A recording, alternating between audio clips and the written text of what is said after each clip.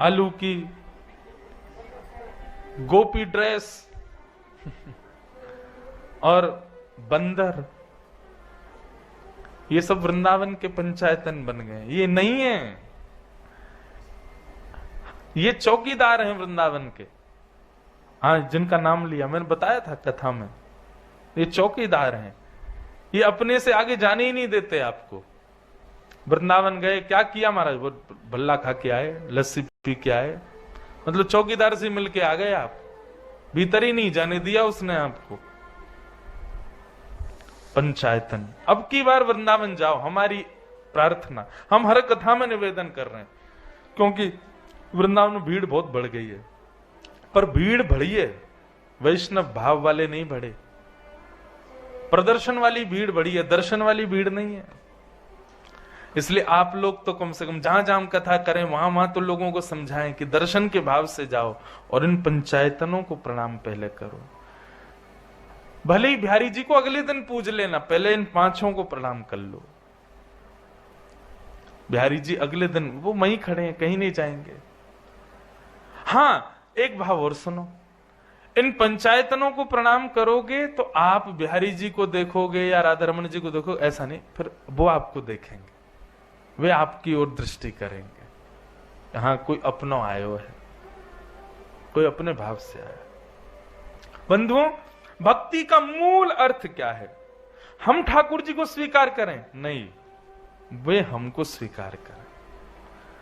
हम इसलिए कथा सुनते हैं, इसलिए तिलक लगाते हैं, कंठी माला पहनते हैं, नाम जप करते हैं, वैष्णव भेष में रहते हैं, ताकि हमारे भेष से, हमारे नाम जप से, हमारे रूप से, हमारे भाव से, हमारी प्रियता से ठाकुर जी प्रसन्न रहें। मैं इसको ऐसा नहीं बोलूंगा जिससे इसको बुरा लगे, मैं प्याज लहसुन नहीं खाऊंगा, मैं इधर नहीं जाऊंगा। क्यों? ये मैंने अपने लिए नहीं बनाए हैं, ये मैंने इसलिए बनाए ताकि ये सब भाव जब ठाकुर जी को पता चले तो वो मुझसे प्रसन्न हो जाए। उनकी प्रसन्नता के लिए वो रीझ है हमसे, हम इसलिए सत्संग करते हैं। अगर कोई व्यक्ति सत्संग में इस भाव से जाता है कि मैं सुधर जाऊं, तो फिर वो संसार का ही रहेगा। सत्संग में सुधर तो जाएगा पर सत्संग संसार का ही रहेगा। सत्संग में इस भाव से नहीं, सत्संग में इस भाव से जाओ कि ऐसी ट्रिक सीख के आनी है, ऐसा निर्माण स्वयं का करना है कि ठाकुर जी हमसे रीझ है, लाल जी हमसे प्रसन्न रहें, श्री जी हमसे खुश रहें। इसलिए सत्संग है, वे हमसे प्रसन्न हों, वे हमसे रीझ हैं। गिरधर जब अपनों करी जाने, ताको मन भक्तन की सेवा, संत चरण रज सदा लुभाने, गिरधर जब अपनों करी जाने। एक राजस्थान में एक राजा हुए, उनका नाम था श्री रायमल जी। जोधपुर मेड़ता के आसपास के क्षेत्र के राजा थे। इनका स्मरण श्री नाभा गोस्वामी जी ने भी भक्तमाल जी में किया। ये ऐसे भक्त हैं जिन्होंने ठाकुर जी को स्वीकार नहीं किया, ठाकुर जी ने जिनको स्वीकार किया। क्षत्रिय भेष में रह करके राजकीय अपना शासन करते हुए ठाकुर जी के प्रिय बने। इनके पिताजी भी श्रेष्ठ योद्धा थे, परंतु इनके जो चाचा थे जयमल जी, रायमल जी के जयमल जी, वे पास के नगर के राजा थे। तो इनके पिताजी अधिकतर वहां पर चढ़ाई किया करते थे, कभी युद्ध के लिए जाया करते थे। अब की बार रायमल जी को भेजा कि आप जाओ, जाकर के अपने चाचा के शासन पर चढ़ाई कर दो। तो जयमल जी जो थे, भक्त तो थे भगवान के, संतों की सेवा तो करते थे, परंतु अभी सत्संग ना होने की वजह से उनको विवेक नहीं हुआ था कि मैं गलत कर रहा हूं कि सही। पिता की आज्ञा मान के बस कर देते थे। एक भाव अभी कुछ दिन पहले कथा में आया था बंधुओं, कि व्यक्ति भजन के मार्ग से कई बार इसलिए रुक जाता है कि मैं अपनी अवगुणों को छोड़ नहीं सकता, इसलिए मैं भजन क्यों करूं। कहीं कथा चल रही थी तो कोई आए, आकर के बोले कि महाराज जी मेरे घर में तो प्याज बनेगा ही बनेगा, मैं सेवा कैसे करूं ठाकुर जी की, मैं नाम जप कैसे करूं, मैं कथा कैसे सुनूं।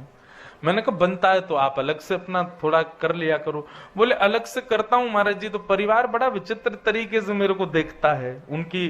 मैंने कहा अरे अब की बार जाके कह देना घर में जिसको मिर्च अच्छी नहीं लगती उसके लिए अलग से बनती है ना दाल बिना मिर्च की, तो फिर बिना प्याज वाली क्यों नहीं बन सकती, बनवाओ अपने लिए, करवाओ। लेकिन इसके लिए भक्ति मत छोड़ो कि हम ये नहीं कर सकते, हम भक्ति छोड़ दें। तब मन में भाव आया कि आप अपने अवगुणों के लिए भजन मत छोड़ो, कि हमारे अंदर ये अवगुण है, हम भजन कैसे करें, कहीं अपराध बन गया तो। आप करो। भजन मेडिसिन है, दवाई है, औषधि है। औषधि धीरे धीरे असर करेगी। आप भजन करना प्रारंभ करो, फिर जितने भी विकार चल रहे हैं आपके जीवन में या परिवार में, उन सबको भजन ही ठीक कर देगा, उन सब पर अनुग्रह भजन ही करेगा।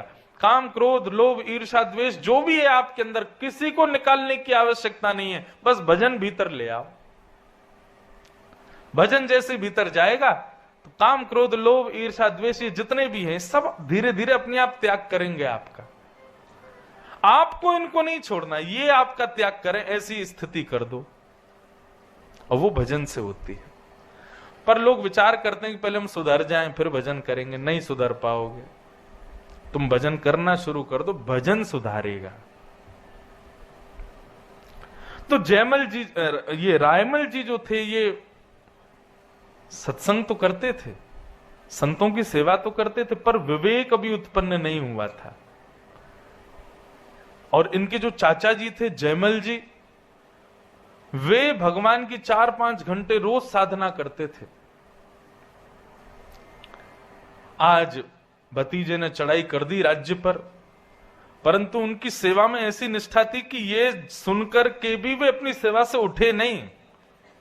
मंत्री को इशारा किया, बोले तुम लोग संभालो, मेरी अभी सेवा चल रही है, अभी शुरू हुआ है, 15 मिनट हुए, अभी तो 3-4 घंटे लगेंगे।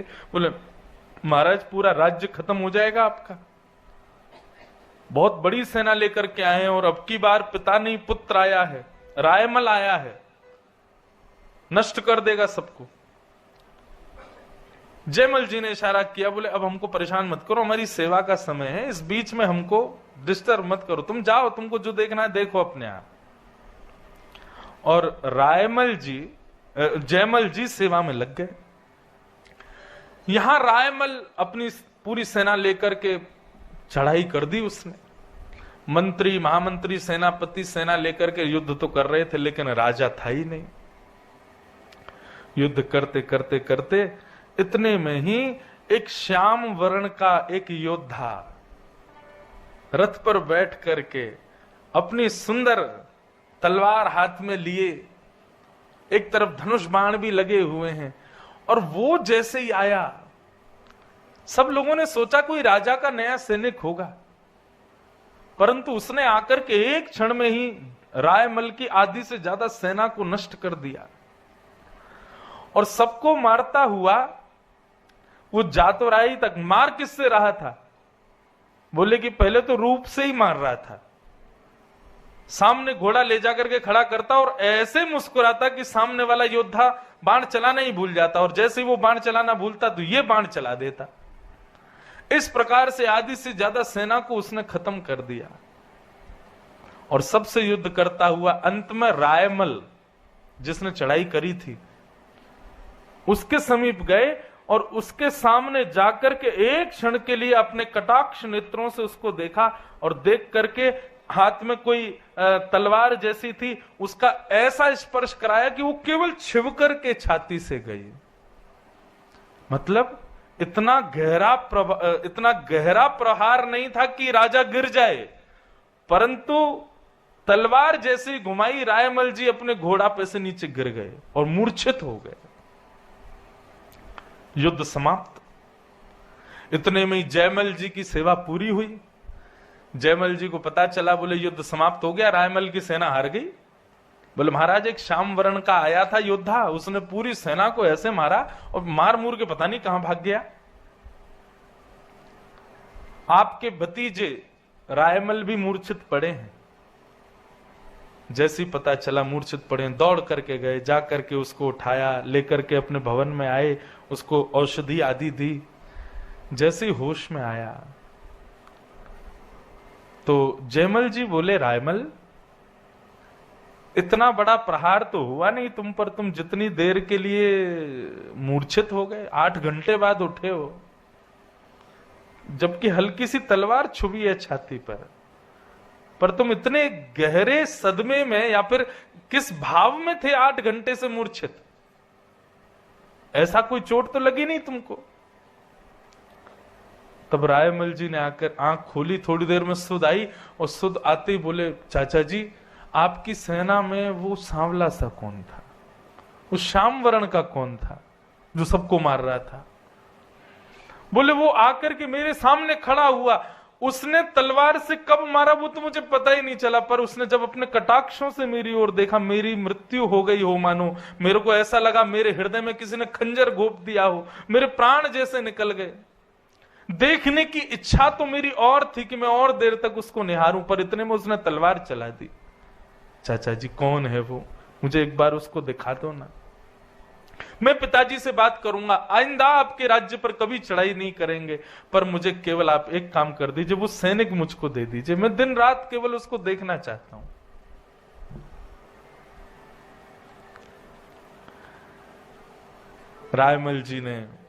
जयमल जी ने रायमल से कहा, रायमल वो कोई और नहीं थे, श्याम सुंदर ही आए थे। क्यों? क्योंकि जिस समय तुमने चढ़ाई की उस समय मैं सेवा कर रहा था ठाकुर जी की। सैनिकों ने आकर के मुझे खूब कहा कि चलिए युद्ध करना, पर मैंने ठाकुर जी की सेवा को नहीं छोड़ा। इसलिए सेवा ना छोड़ने की वजह से ठाकुर जी बोले ये सेवा में व्यस्त है, चलो इसकी जगह हम जाते। तो ठाकुर जी ही गए थे और उन्होंने ही जाकर के युद्ध किया, और जो भी कुछ था वो सब उन्होंने ही किया। तुम्हारा सौभाग्य है रायमल कि तुमने ठाकुर जी को देखा। नारायण कवि का एक पद है, बहुत सुंदर पद है।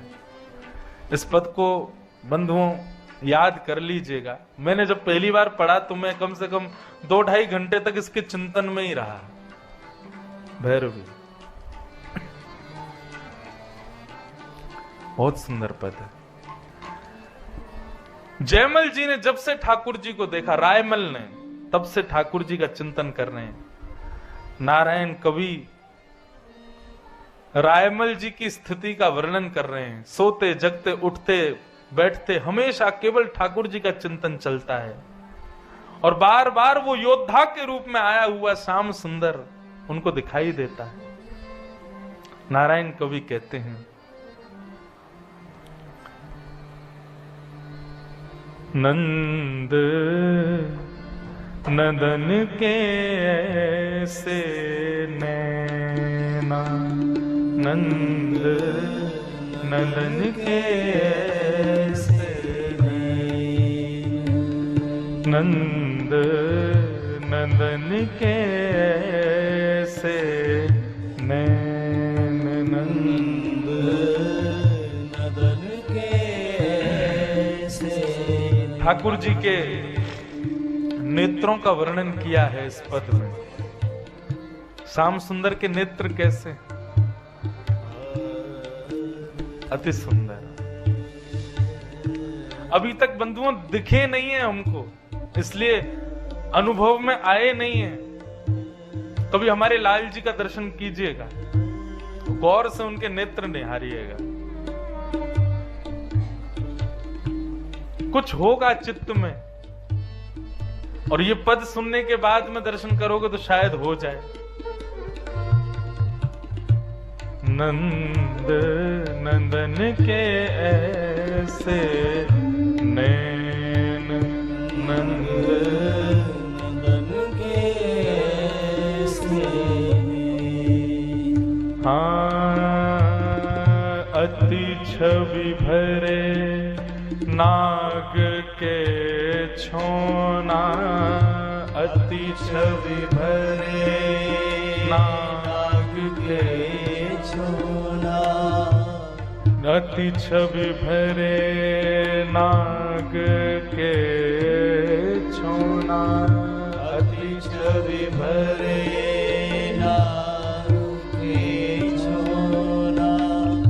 डरती डसे करि से डरती डसे कर से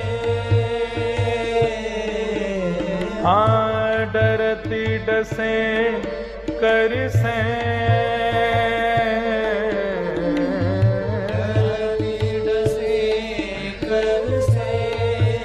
भैया नाग के डसे के मंत्र हो सकते हैं, झाड़ फूंक हो सकते हैं, पर नंद नंदन के नेत्रन के डसे भय को कोई मंत्र नहीं उतार सके। जाने जाकू श्याम सुंदर ने निहार लियो हो, वाकू कोई मंत्र टोना कोई काम ना कर सके। झाड़ फूंक कितनी करा लियो वो जानते नहीं बच पाओगे। नंद नंदन के ऐसे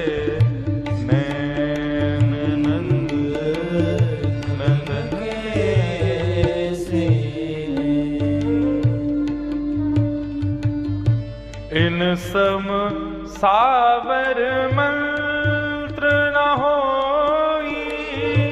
इन सम सावर मंत्र न होई। जादू जंत्र तंत्र नहीं कोई। जादू जंत्र तंत्र नहीं कोई। जादू तंत्र नहीं कोई। जादू तंत्र नहीं कोई। एक दृष्टि में मन हर ले एक दृष्टि में मन हर ले। एक दृष्टि में मन हर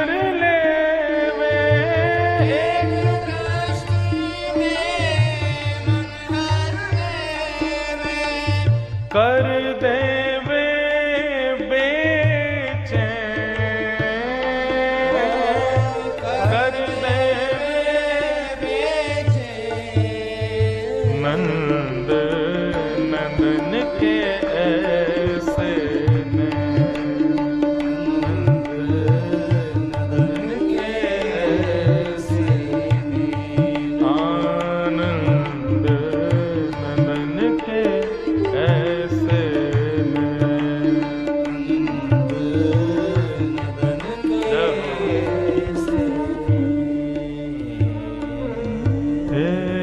चितवन में घायल कर डारे। चितवन में घायल कर डारे। इन पे कोटी बान ले पारे। इन पे कोटी बान ले पारे। श्री बर्बरीक जी आज खाटू श्याम जी के रूप में पूजे जाते सब जगह। जब उनसे पूछा गया कि महाराज महाभारत युद्ध का सबसे बड़ा योद्धा कौन था बताओ, ठाकुर जी की तरफ इशारा करके बोले सबसे बड़े योद्धा श्री कृष्ण। बोले आप उनको सबसे श्रेष्ठ योद्धा बता रहे हो जिन्होंने हाथ में शस्त्र तक नहीं उठाया। ठाकुर जी ने शस्त्र नहीं उठाया महाभारत युद्ध में। तो बाकी के योद्धा बोले बर्बरीक तुम उनको श्रेष्ठ योद्धा बता रहे हो जिन्होंने हाथ में शस्त्र तक नहीं उठाया। श्री बर्बरीक हंसने लगे, बोले शस्त्रों की आवश्यकता योद्धा को है। श्री कृष्ण के पात्र तो ये दो शस्त्र है ना, नेत्र। वास्तव में अर्जुन, युधिष्ठिर, भीम, नकुल, सहदेव तुम लोगों ने कौरवों को थोड़ी मारा है। तो बोले ठाकुर जी जिसको अपने कटाक्ष नेत्र से देख लेते तो उसकी मृत्यु तभी हो जाती थी। बोले केवल तुमको श्रेय देने के लिए कि तुमने मारा, ठाकुर जी बाण चलवा देते, जाओ उसको मार दो। क्यों? वो पहले ही मर चुका है, क्योंकि ठाकुर जी ने उसको देख लिया है। इसलिए सबसे बड़े योद्धा श्री कृष्ण है, क्योंकि ये बिना शस्त्रों के ही मार रहे थे सबको। इनके नेत्रों से बड़े शस्त्र क्या होंगे। यहां पर नारायण कवि कह रहे हैं कि भैया सैकड़ों बाण लग जाए शरीर में तो भी इतनी पीड़ा नहीं होगी जितनी पीड़ा ठाकुर जी कटाक्ष नेत्र से देख लें और उसके बाद में वो नेत्र ना दिखे तब जितनी पीड़ा होती है, वो पीड़ा सैकड़ों बाणों से भी ज्यादा है। नंद नंदन के ऐसे नैन,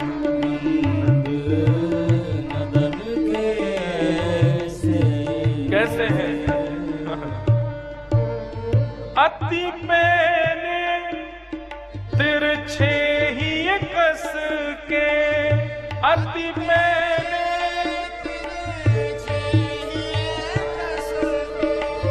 अति मैंने तिरछे ही कस के,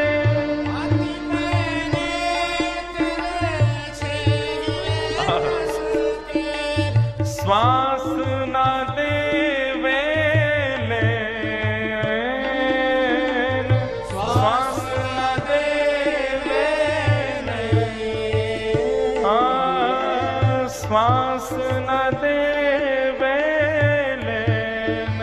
ओ श्वास न देवे नंद नंदन के ऐसे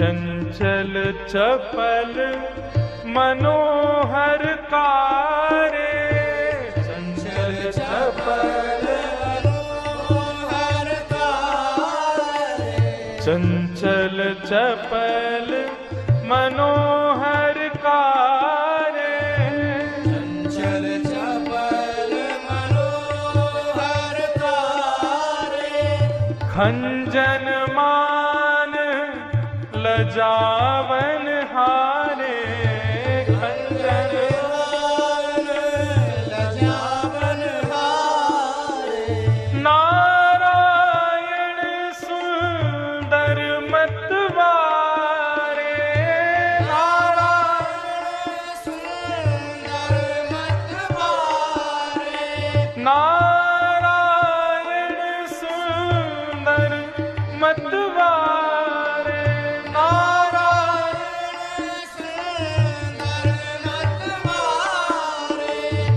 अनियारे दुख दे, अनियारे दुख दे, नंद नंदन के ऐसे नंद नंदन के ऐसे आनंद नंदन के ऐसे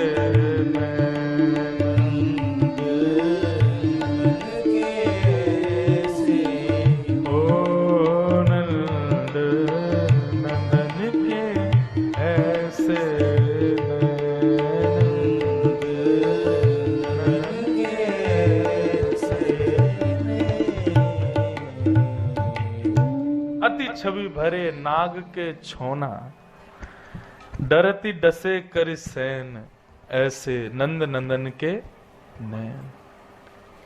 अब ये गा तो दियो हमने, सुन भी लियो आपने, लेकिन अनुभव उसी को होगा जिसको वास्तव में अनुभव इनको भयो हो।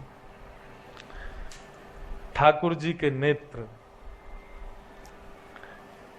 रायमल की स्थिति ऐसी हो गई महाराज, अब तो दिन रात ठाकुर जी का चिंतन करे। और चिंतन करता करता रायमल क्या गलत युद्ध में चला गया, ठाकुर जी से युद्ध हो गया, ऐसे सामने पड़े कि अब जीवन बदल गया।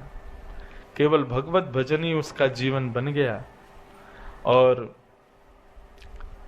कहीं सत्संग में जाकर के रायमल ने सुना कि अच्छा, ठाकुर जी जिसको प्रिय लगते हैं वो सत्संग खोज खोज के सुनने जाता है। कहाँ हो रहा है, कैसे हो रहा है, क्या हो रहा है, जाओ चलो, क्यों, कुछ तो सुनने को मिले, लाल जी की थोड़ी समीपता तो प्राप्त हो। जैसे ही रायमल सत्संगों में जाता तो वहां किसी संत ने बताया, बोले वैष्णवों की सेवा करने वाले ठाकुर जी को बहुत प्रिय है। तब से रायमल ने संतों को घर बुला करके उनकी खूब सेवा करना प्रारंभ किया। चरण धोना, प्रसाद पवाना, दक्षिणा देना, माला पहनाना, तिलक करना, और यही उनकी पत्नी भी करती। एक दिन ऐसा हुआ, एक संत पधारे, उनके चरणों में प्रणाम करके रायमल ने कहा कि भगवान, हम सब संतों से एक ही आशीर्वाद मांगते हैं कि हमको श्याम सुंदर के प्रत्यक्ष दर्शन हो। हुए तो हैं मुझे, पर ऐसी स्थिति में हुए कि मैं उसका वर्णन नहीं कर सकता। मुझे फिर से वो छवि देखनी है। तब संत ने आज्ञा की, अच्छा नेत्र बंद करो। तो दोनों ने सोचा ये कुछ बोलेंगे उससे हमको चित्त में दिखेंगे। नेत्र बंद किए दोनों ने, रायमल जी और उनकी पत्नी ने। कहा अब नेत्र खोलो। जैसे ही नेत्र खोले तो संत की जगह पर श्याम सुंदर खड़े हुए हैं। प्रत्यक्ष संत के वेश में ही पधारे सेवा करवाने अपनी, और ठाकुर जी ने उनको स्वीकार कर लिया। इस प्रकार श्री रायमल जी भगवत धाम को फिर प्रस्थान कर गए। तो ठाकुर जी को जिसको स्वीकार करना होता है उसको युद्ध के बीच में से भी उठा लाते हैं, और ठाकुर जी को जिसको स्वीकार नहीं करना वो संतों के, वैष्णवों के, भक्तों के बीच में रह के भी उनका नहीं हो पाता। स्वीकृति की आवश्यकता, और वो स्वीकृति हमारी बने उसी के लिए हम सत्संग करते हैं, उसी के लिए हम कथा सुनते हैं। ठाकुर जी कृपा करें ताकि हमें भी स्वीकार करें। भगवत स्वीकृति के कुछ लक्षण हैं। ठाकुर जी स्वीकार कर रहे हैं, श्री जी ने आप पर कृपा की है, उसके कुछ लक्षण हैं, कुछ सिम्टम्स बोल लो जो अनुभूति में आएंगे। क्या है? प्रथम, ताको मन भक्तन की सेवा। जिसको ठाकुर जी सेवा स्वीकार कर लेंगे उसका मन बार बार भक्तों की सेवा में ही लगेगा। फिर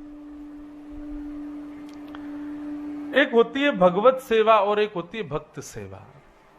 भगवत सेवा बंधुओं सब कर लेते हैं। आज भारत में इतने घर हैं, हर घर में ठाकुर जी विराज रहे हैं।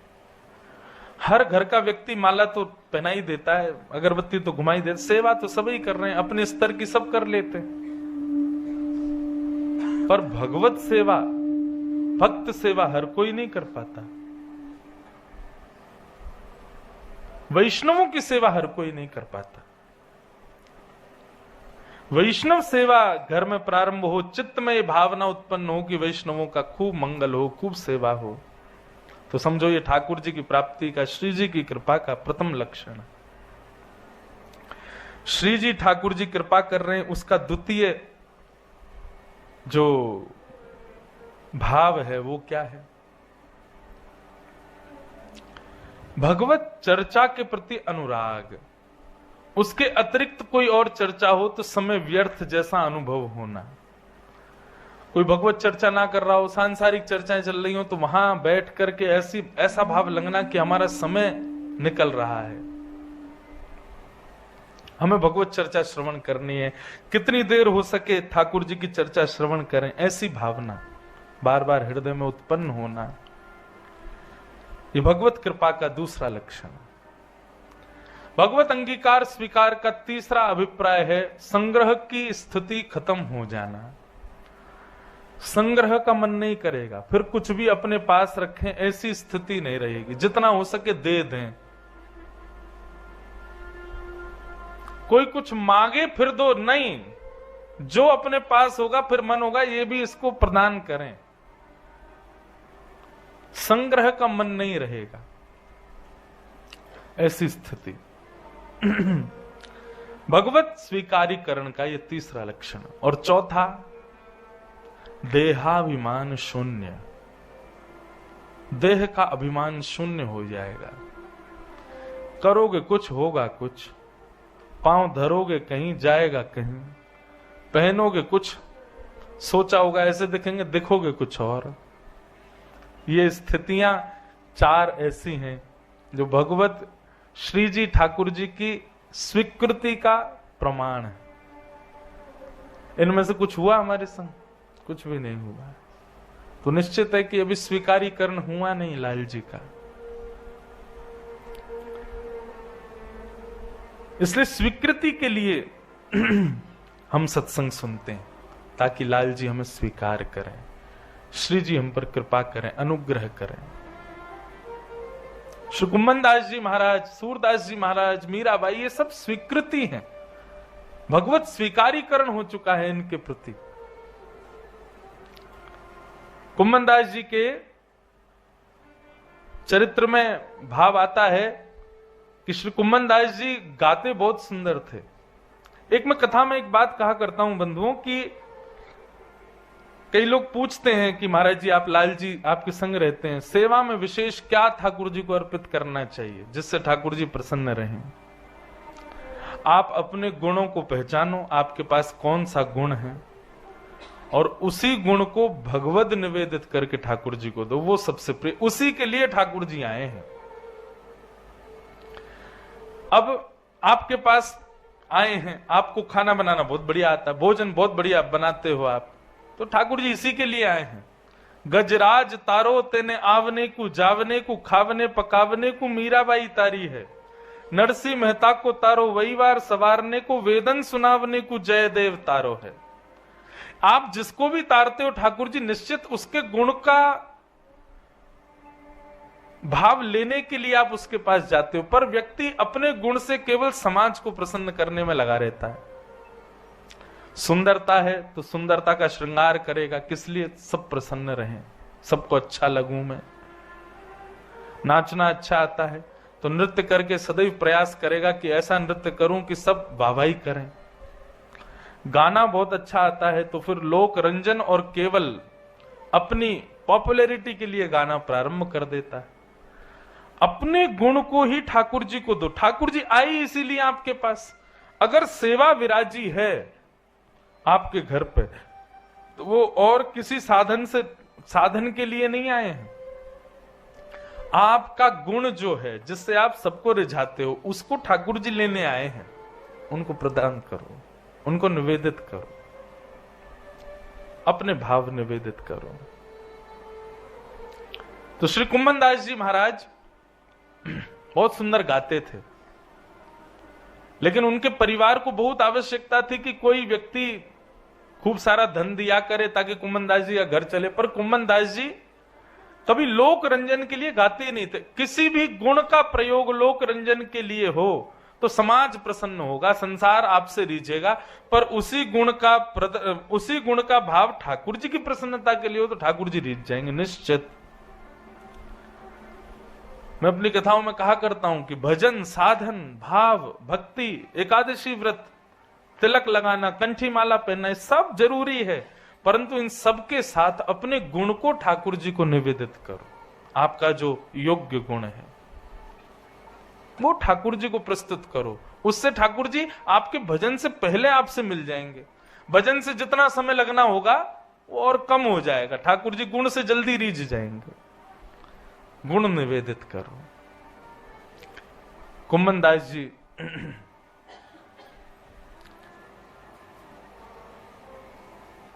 ठाकुर जी के अतिरिक्त कहीं नहीं गाते थे, चाहे कितना भी अच्छा स्वर किसी को क्यों ना लगता। कोई बहुत कहता था कुम्मन दास जी आपका स्वर बहुत सुंदर है, हमें कुछ गा के सुनाओ, तो कुम्मन दास जी कहते मंदिर में आ जाइए, इतने बजे से इतने बजे तक हम गाएंगे, वहीं बैठ के हमको सुन लेना। ठाकुर जी के अतिरिक्त कहीं और अपनी वाणी की सेवा नहीं।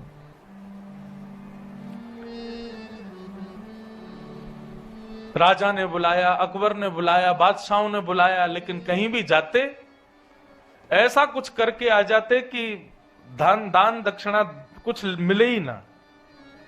उनका स्वभाव ऐसा बन। गर्व परिवार के लोग कहते बोल कुम्मन दास जी कुछ तो किया करो जिससे घर वर में थोड़े पैसा आमे तुम्हारे। लेकिन कुम्मन दास जी की तो केवल चित्त वृत्ति एक ही थी कि श्याम सुंदर रीझ बस, और भले ही चाहे ना रीझ, हमें उससे कोई चिंता नहीं।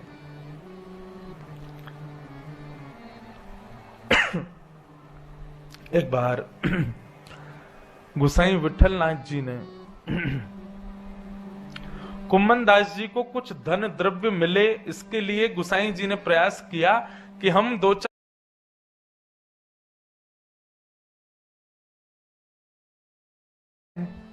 गुरु जी को भी देते हैं, संग में जो आया उसको भी देते हैं, तो कुम्मन दास जी को थोड़ी प्राप्ति हो जाएगी। तो इस प्रकार कुम्मन दास जी का घर थोड़ा